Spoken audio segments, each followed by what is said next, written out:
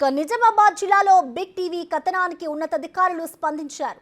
Bodhan municipal DE అవినీతి ఆరోపణలపై big TV ప్రసారం చేసిన కథనంతో స్పందించిన అధికారులు డీఈ శివానందంను డైరెక్టర్ ఆఫ్ మున్సిపల్ అడ్మినిస్ట్రేషన్లో సరెండర్ కావాలని ఆదేశించారు. ఆయన స్థానంలో మరో అధికారి రానున్నారు.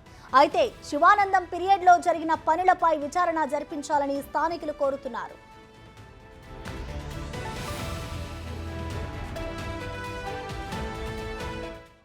సాక్ష్యాలు కూడా ఉన్నాయి మా దగ్గర. గతంలో పోయి అక్కడ శ్మశాన వాటిక ఉంటుంది, కంపౌండ్ హాల్ కోసం 5 లక్షల రూపాయలు మంజూరు కావడం జరిగింది. అక్కడ పని కాకుండా బిల్లు మాత్రం ఆల్రెడీ రికార్డింగ్ ఆల్రెడీ రికార్డులో ఉంది, రికార్డ్ సెక్షన్లో చూసినాము.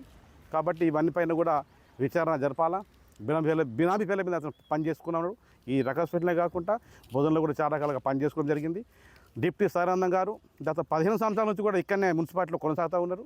చాలామంది వచ్చి రావడం జరిగింది, పోవడం జరిగింది. బదిలీ పైన ఇతను పోవడం మొన్న మధ్యలో ఏదో ట్రాన్స్ఫర్ అని చెప్పడం జరిగింది. మరి పోవడం కుదరలేదు. దీని అనుకున్నటువంటి అంతరంగం ఏందో ప్రజలకు అర్థం కావడం లేదు.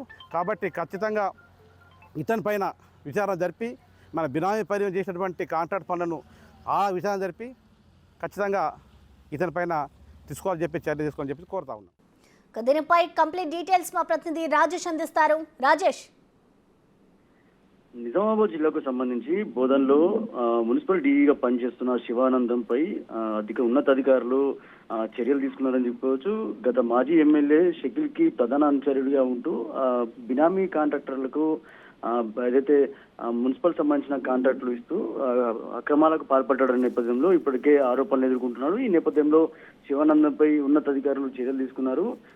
ఏదైతే బోధన్కి సంబంధించిన మున్సిపల్ డీఈ నుంచి తనని సరెండర్ చేస్తూ నిజామాబాద్కు జిల్లాకి తరలించారు. ఈ నేపథ్యంలో నిజామాబాద్కు సంబంధించిన మున్సిపల్ అడ్మినిస్ట్రేషన్ కు సరెండర్ చేయడం జరిగింది. బోధన్ నుంచి తనను తప్పించి ఇక్కడ నిజామాబాద్ కి తరలించారని చెప్పుకోవచ్చు.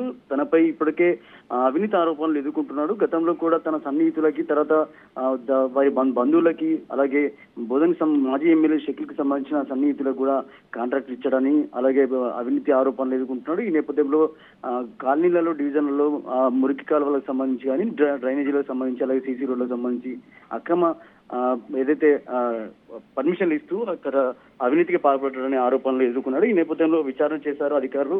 ఈ రోజు బోధన్ మున్సిపల్ డీఈ నుంచి నిజామాబాద్ అడ్మినిస్ట్రేషన్ కి అటాచ్ చేస్తూ అధికారులు ఉత్తర్వులు జారీ చేశారు. ఈ నేపథ్యంలో చర్యలు తీసుకున్నారని చెప్పుకోవచ్చు. బిగ్ టీవీ ఇచ్చిన కథనానికి స్పందించిన అధికారులు బోధన్ మున్సిపల్ డీఈ నుంచి నిజామాబాద్ కి తరలించారని చెప్పుకోవచ్చు.